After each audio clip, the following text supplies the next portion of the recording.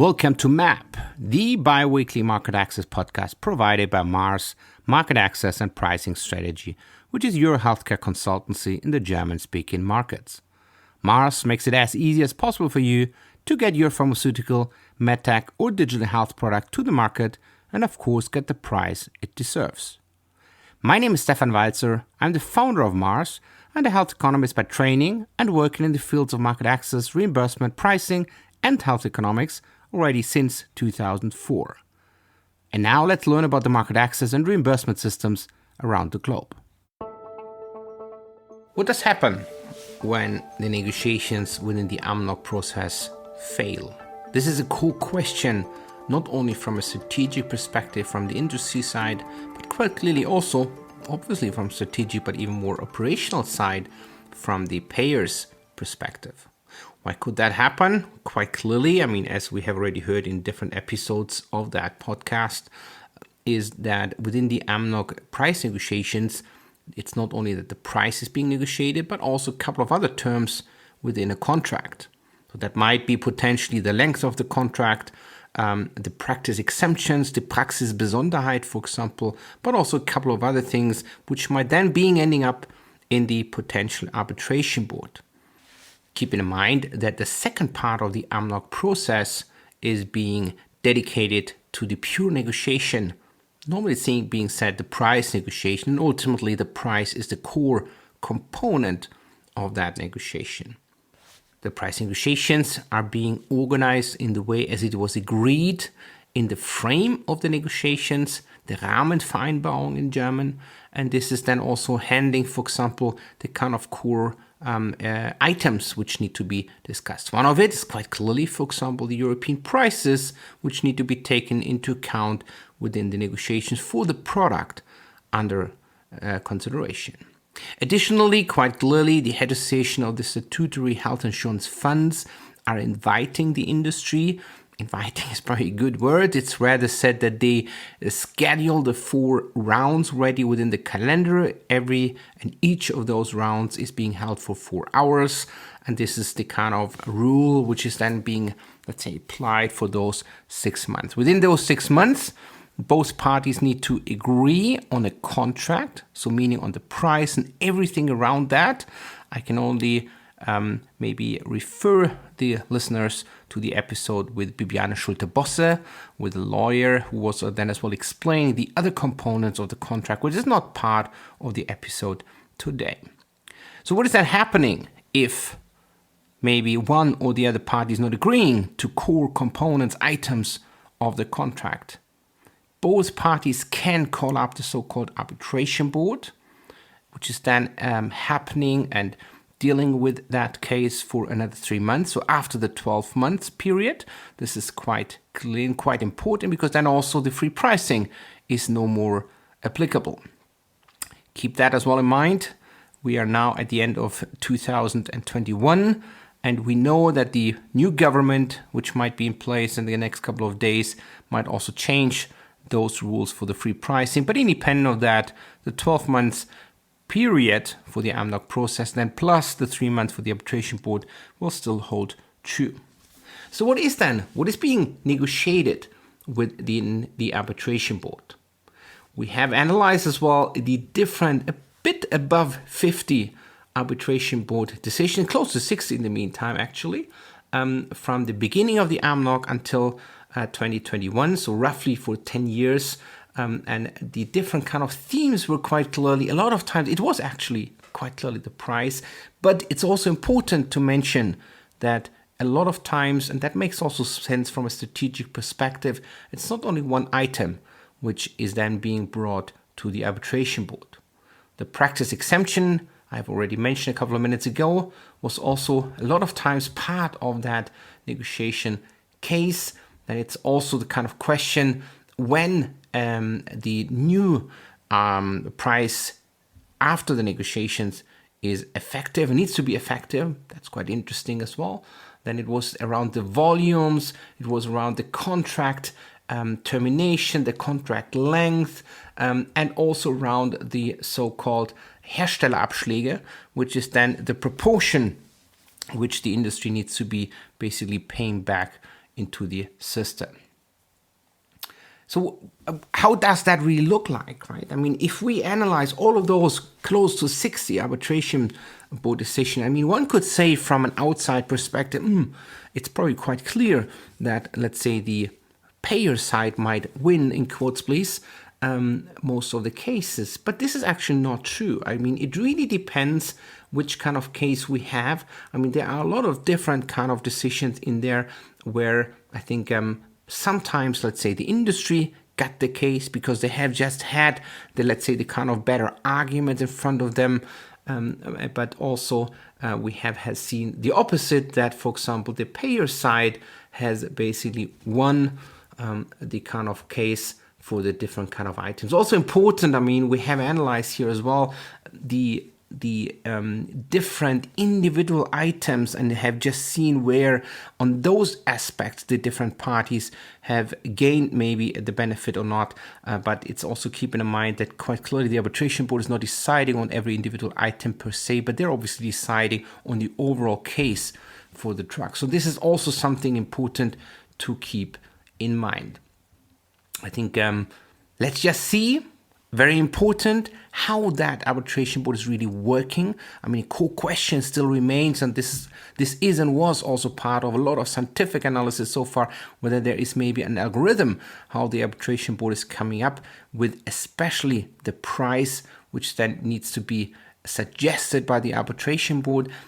Let's now see and listen what the head of the arbitration board, the health economist, Professor Jürgen Wasem, was the head for quite a long time, has to say about the process, potentially even the drivers within the arbitration board, and also what he has basically to say about the, let's say, the most exciting cases he was then deciding with the board within that kind of AMNOG process. And let's just see how this might as well evolve in the future.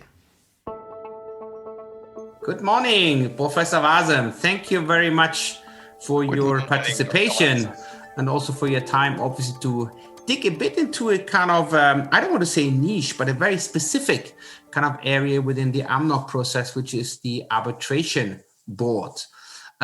You, as a former head of the arbitration board, I think, could you briefly explain the way how the arbitration board really works? Maybe start ideally with the case filing and potentially end then with a decision and or agreement. Yeah, thank you for this question. Actually, the arbitration board in a specific case starts with either the manufacturer or the National Association of Payers, the GKVSV, declaring that the negotiations have failed. You know, they start after the GBA assessment, they start negotiations, and they have about half a year for doing this. And if after 4 rounds of negotiations, they still haven't agreed, then one of them declares that the negotiations have failed. And then both sides by the arbitration board are requested to submit their detailed application. In this application, they explain why they think a specific price and other stuff is adequate, and they attach all relevant material to support the application. Usually they have 2 or 3 weeks to do this. However, this can be prolonged, and sometimes one of the two sides argue we need a little bit longer than they can take some more days. And then usually about 6 to 8 weeks later, there is then the meeting of the arbitration board. Under COVID, there is some delay in some of the proceedings, and also under COVID, the meeting at the moment is just an online meeting, whereas usually it's a physical meeting most of the time in Berlin. Participants in the meeting are, on the one hand, the 7 members of the arbitration board, which means 2 representatives of the manufacturer, 2 representatives of JKVSV, the pairs, and then 3 impartial neutral members, among them the chairperson.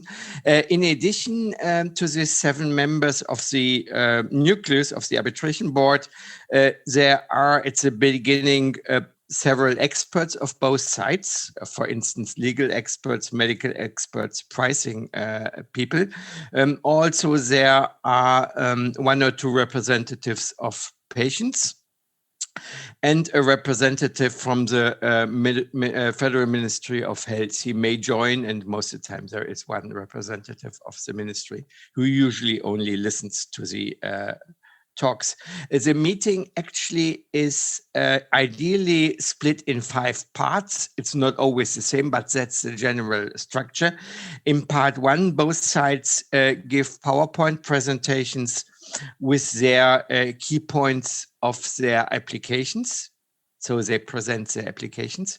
In part 2, these applications are discussed, which primarily means that the impartial members of the board raise questions to both sides.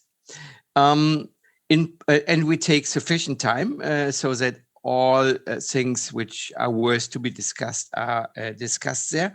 In part 3, then the impartial members discuss among themselves internally. So they go into a room for themselves and try to figure out where they are after they have heard the applications and the discussions. And then they also have discussions with both sides separately. These are kind of informal talks where they try to find out where a solution may be, and then they develop a decision. In part 4, then, the 7 members of the arbitration board come together without the other people and discuss until they've come to a decision. And then in part 5, this decision is communicated to all the other participants. There is, of course, some variation, especially between these informal talks and the meeting of the board. Again, this is varying, but that's the general structure. Okay, very interesting. I think it shows already as well, I mean, how the whole kind of, let's say, process also works within the arbitration board / decision making. I mean, a lot of people also, when I speak to different market access responsibles, think that the arbitration board is only focusing on the price and the pricing of drugs. This is obviously not true. Could you give an overview which other topics are also being discussed? Well, with regard to specific drugs, I think it's fair to say that the price usually is in the focus, but often there are other issues also discussed. For instance, the duration of the contract. The law says the contract duration is a minimum 12 months, but it can be longer. And that's often a point of discussion. Usually the manufacturer wants a relatively long duration and the payers want it the other way around, but that can differ. Then one other thing is the volume of sales of the drug. Usually there is a regulation in the contract that when a certain volume has been passed, a certain threshold has been passed, that either the contract can be terminated or that there will be a reduction of price or whatever. And that's also often controversial. Also, there is sometimes no agreement on the duties of both sides. Like, for instance, who will inform whom about the decision, what issues are to be kept confidential and stuff like that. To my knowledge, in the more than 50 cases in front of the arbitration board, there were only 2 cases up to now in which the price was agreed upon by both sides and they only went to the arbitration board for other reasons. There were just 2 of them. So in all the other cases, the price actually was controversial. What I discussed up to now were decisions of specific drugs, and that's, of course, in the focus of the arbitration board.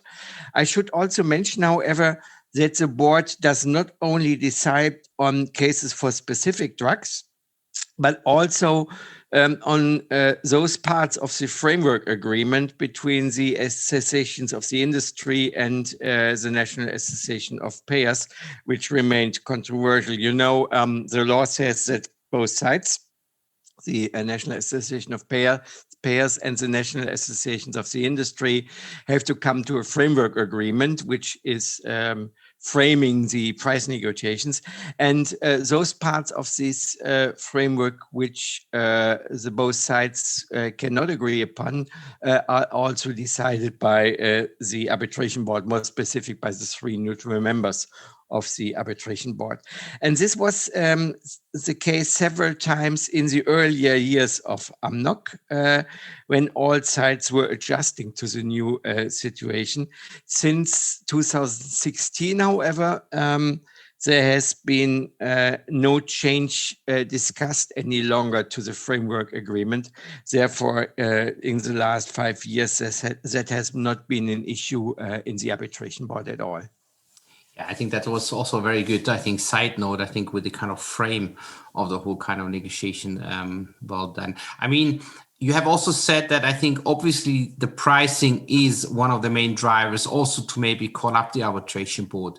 When following also the scientific kind of literature, but also discussions, there are always trials to estimate which kind of formula equation the arbitration board maybe uses as well for the price suggestions.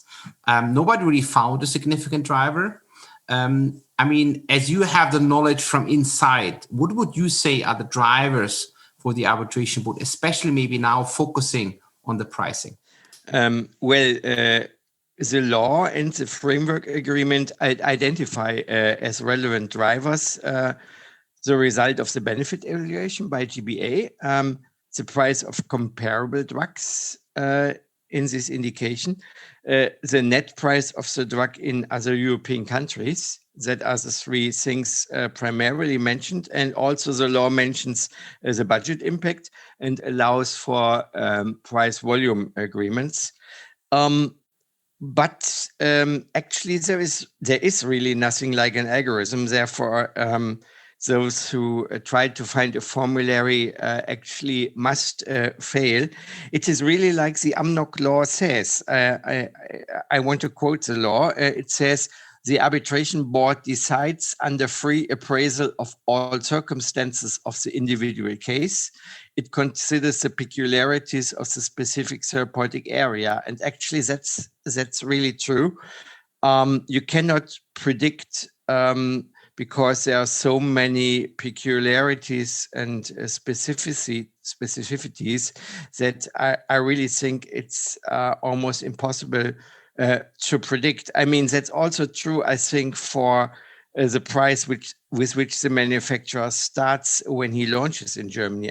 If you look, for instance, for orphan drugs, you see that drugs start with totally different prices. Although you may think the number of patients is similar, the therapeutic area is not so totally different. The medical need is comparable, and still one of them may start with annual costs of 50,000, the other one with 250,000, and the third one maybe even with 500,000. Therefore, this already makes clear that there are so many specificities that it's really hard to come to any general conclusion. Sorry for that. Yeah, no, I think you explained exactly, why this is really difficult. It also shows why maybe also the pricing general might be maybe also seen a bit of an art, right? Just to see where might be the right price. That's always the big kind of question, obviously, from all of the sides involved. You mentioned anyhow, quite clearly out of the law as well, what the main drivers are. And some of what you mentioned is also obviously the added benefit and also the, let's say, pricing baskets out of the countries, which have also been mentioned in the law. When I think now about an orphan drug, where we obviously don't have a comparator, or in most of the cases, no comparator as well available, we basically only fall back to the added benefit granted by the GBA and then the prices from other countries, which should be taken into account. Do you agree from an arbitration board perspective? And what if there are no prices available in the countries of interest? Well, that is actually sometimes the case, that there are almost no prices available, which is a result of the fact that many manufacturers still launch very early in Germany. And even if prices are available, that's always a question. What prices are there? What prices are these? I mean, in my view, in some countries, the manufacturer launches with prices which are only for the self-payer market, and they are totally irrelevant for the prices which finally the national health system may pay. And these prices are only of limited value because we want to set a price which is paid by our social health insurance system in Germany. And it's true, in fact, if these prices are not available, you are left with the size of the additional benefit. One thing which usually is relevant in view of the arbitration board is what is our feeling, how strong really patients profit from this drug. I mentioned already that among the members in this board meeting are the patient representatives. I always ask them to explain what patients feel and think about this drug. Although this is then, of course, no strong evidence, it gives us a feeling how valuable this drug might be. Another item is the price level in the indication. This may play even a role if there is no drug with exactly the same label. I mean, there are some orphans which really are the first in the indication at all, then this doesn't exist. But sometimes we do have, and that's not so seldom, we do have orphan drugs, however, in this indication field, there is already some treatment available. That's also some type of benchmark which one may use. But it really comes down again to there is no clear rule how to merge these pieces of information together. And therefore, this makes it in a certain way unpredictable. Exactly. I think it shows already as well the difficulty I think also the arbitration board has, right? I mean, not only in those cases, but clearly I think especially in those orphan drug areas. Yes, I agree with you. I think before I became the chairperson of the arbitration board, I gave public interviews where I said, I think we need a general discussion in society on the willingness to pay for added benefit. And in a certain way, I think this is really true. I mean, these three impartial persons, they have some legitimacy because they were appointed by both sides, by the payers and by the industry. But still, I mean, it's a very weak democratic legitimation. And especially if there is a threat that a drug may be withdrawn from the German market, I sometimes would have wished I would be more safe on what I was doing really is backed by some support of the society that we really define the willingness to pay in an adequate way. Yeah, exactly. I mean, which leads us a bit into the direction, right? I mean, where also the UK is already probably a long time, right? I mean, they basically have the willingness to pay per quality, but at the end of the day, it would also lead maybe into the willingness to pay for an additional life here. Just out of feeling, I mean, I always thought that this might be maybe difficult given our history in Germany. Would you agree with that? Yeah, I mean, we had a regulation that we should have a cost effectiveness study. This was put into place in a law which came into effect in 2008. And then we had a long methodological discussion on how we should do it. IQWiG developed its approach of a cost efficiency frontier. And basically then in 2010, this was abolished again. And there were several reasons. And one of them was that there was a feeling if we do really cost effectiveness and would have a harsh threshold, that would mean that we would do some certain rationing, because then drugs which were over the threshold would have not been in the bundle of social health insurance. And there was a feeling really that in our history, especially because of the Nazi regime, we actually cannot dare to exclude drugs which may save life. And then this was replaced again. But on the other hand, of course, we do not have unlimited resources, and we have to do some limitation of how we spend our budgets in healthcare anyway. I mean, if we see what's all in the pipelines of the industry, and if we see that our society is aging during the next 25 years dramatically, therefore, which will need to more expenditures anyway, I think we need some guidance how to distribute our budgets among the various possibilities in healthcare.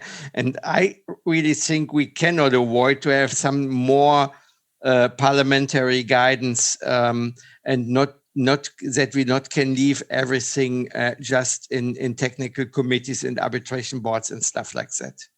Yeah, I think that's probably also a good kind of maybe direction for the future. Fully agree with that. Maybe just going back again with your experience within the arbitration board, when you think back about your different cases you have experience with, what was your most exciting case in the arbitration board and why? That's a good question. In my 4 years, I found the albiglutide case most interesting and exciting. Albiglutide is a diabetes drug, because in this case, we dared several interesting things as arbitration board. Among others, we decided that the manufacturer shall market the drug only in the subpopulation with added benefit. There were 5 subpopulations, and only in one the manufacturer had an added benefit granted by GBA, and we decided, with support of the manufacturer, by the way, that the manufacturer shall market the drug only in this subpopulation. And based on this, we then based our calculation of the price on the assumption that 80% of the prescriptions were in this subgroup with added benefit. And this decision actually went to the Federal Social Court, which made clear that the arbitration board is entitled to do this kind of decisions.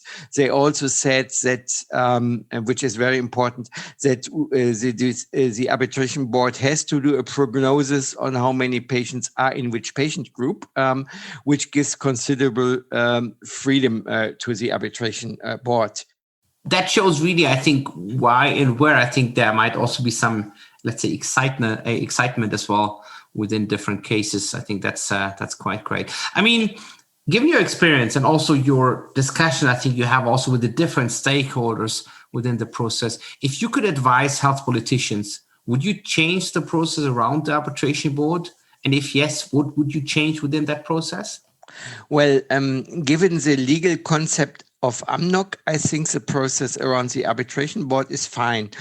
I do have several issues with the AMNOG in general, but they are not related really to the arbitration board. Therefore, giving the general structure, I think the arbitration board is a good way to do things. You know that it's not unique in Germany. We have, I don't know, probably 20 arbitration boards in various areas.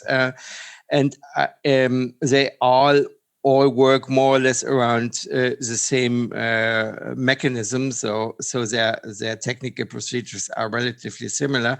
And I think this is established, and it works quite well.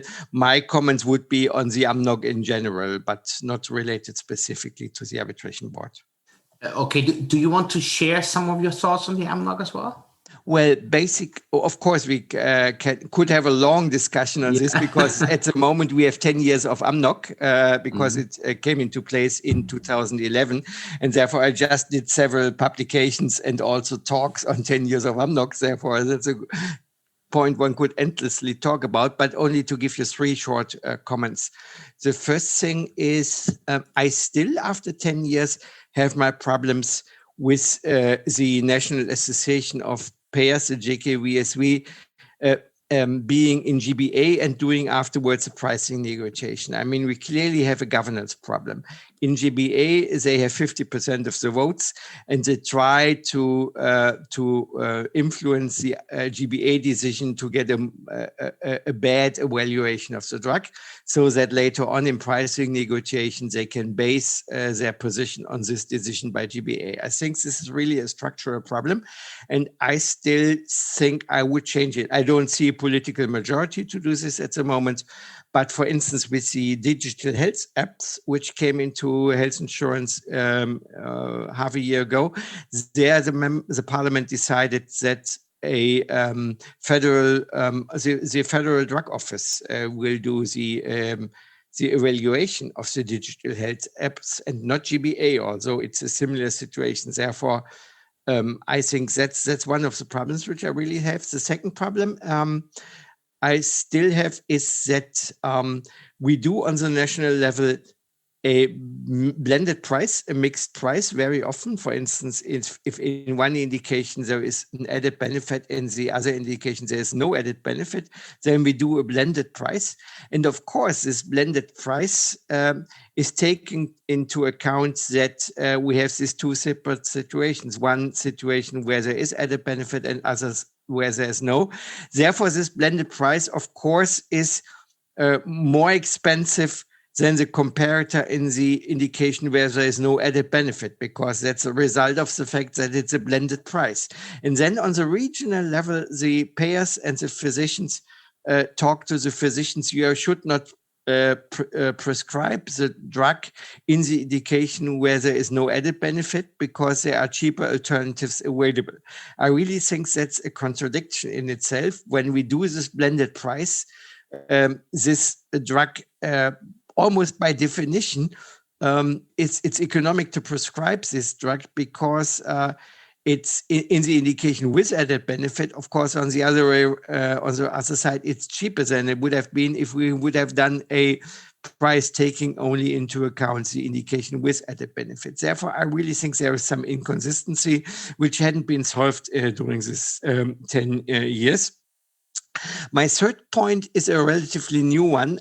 We talked already in an earlier question by you on cost effectiveness studies. In a certain way, we got used to the fact that we have only a benefit evaluation and then we do bargaining in the pricing negotiations. But with the gene therapies and CAR-T therapies, actually, I think we have the issue on the agenda. How do we actually treat drugs which have a one-time intervention and then they promise to work for several years, maybe even lifelong? I mean, this is difficult to deal with in the existing framework, because the fact that we have often the alternative is a continuous treatment every year, and if you look at, for instance, in SMA, where you have nusinersen, which you give every year, and then you have Zolgensma, where you have a one-time treatment. I think this type of considerations is difficult to deal with in just a benefit evaluation and then pricing negotiations. I mean, you need a longer time horizon. And I think cost effectiveness analysis gives an analytic framework with which you can deal with this type of issues. And therefore, there are several people, also among payers, but also in the industry, who say that we may reconsider whether, at least for certain situations, we do not only do a benefit evaluation, but maybe a cost effectiveness analysis in the future. Okay, perfect. Thank you very much. I think also for those insights into your, let's say, potential next steps into the AMNOG reform. Thank you, Professor Wasem. That was a very good insights from the arbitration board, but I think also generally from the AMNOG process. Yeah, it was a pleasure. Bye-bye. Interesting insights now from Professor Jürgen Wasem, the former head of the arbitration board in Germany. I think the most important, probably for all of the listeners who thought maybe to understand the algorithm behind the price finding of the arbitration board, is that there is no algorithm, at least not within those roughly 60 cases. But I can as well assure you there are not a lot, but a few analysis, including different regression analysis, etc., which also tried to find a potential algorithm on it. And there's simply no algorithm behind it. At least it doesn't look like, meaning that the different items are not statistically significant. I would rather even say that there's not even a big driver. A lot of times, for sure, it's very difficult. Professor Wasem was as well alluding on that, especially if you, for example, have an orphan drug, which you negotiate, where you potentially, even on top of that, do not have the European prices already available, meaning that it's very difficult to really quantify the added benefit, which might even then be on top of that non-quantifiable by the GBA for the arbitration board. So how does that really look like then? I mean, there are a lot of different aspects, as he said already, the severity of the disease, the potential long-term kind of impact, the benefit itself. I think it's also important then, quite finally, what the GBA as well said. And even more important, Professor Wasem said that, is the submission and quite clearly the presentation again from both sides to the arbitration board, as this clearly again starts basically from zero. Even more important, we have heard that as well within the episode with Bibiane Schulte-Bosse, was that it's really important from a strategic perspective from both sides, from the payers, but also from the industry side, to really keep an eye on what to include, for example, in the official minutes of the price negotiation. Keep in mind, within those 4 negotiation rounds, at the end of each negotiation round, there are the official minutes, obviously confidential, but this is then also being part of the arbitration board discussion and decision. So keeping that in mind, it's also quite clear. I think it's not a surprise and quite obviously not, let's say, confidential information. The different price offers are normally not part of the official minutes. However, that's at least something as well to allude on, that both sides need as well to explain in detail how they are coming up with their kind of estimation of the different fair price, because this is ultimately what I think both sides need to as well come up. And then the arbitration board is really looking on which sides, let's say, the arguments maybe hold a bit more true maybe, or at least better from their perspective. When analyzing the different decisions or suggestions from the arbitration board, it's also quite clear that there is no clear trend towards one or the other direction. It really depends. And I think even more important is that the number of cases within the arbitration board has really dropped tremendously within the last 3 or 4 years, meaning that in really the vast majority of cases, the two parties, meaning the industry and the payer side, is really agreeing on a price and the general contract. Keep in mind, it's not only about the price, but obviously and quite clearly a lot of times it is the price as a core item, but both parties then agree before the arbitration board would even start with a case. That was an episode of MAP, the Market Access podcast provided by Mars Market Access and Pricing Strategy, which is your healthcare consultancy in the German-speaking markets. MAP is available every second week with a new episode, so watch out. And in case you might have questions, contact me directly and or visit our website on www.marketaccess-pricingstrategy.de.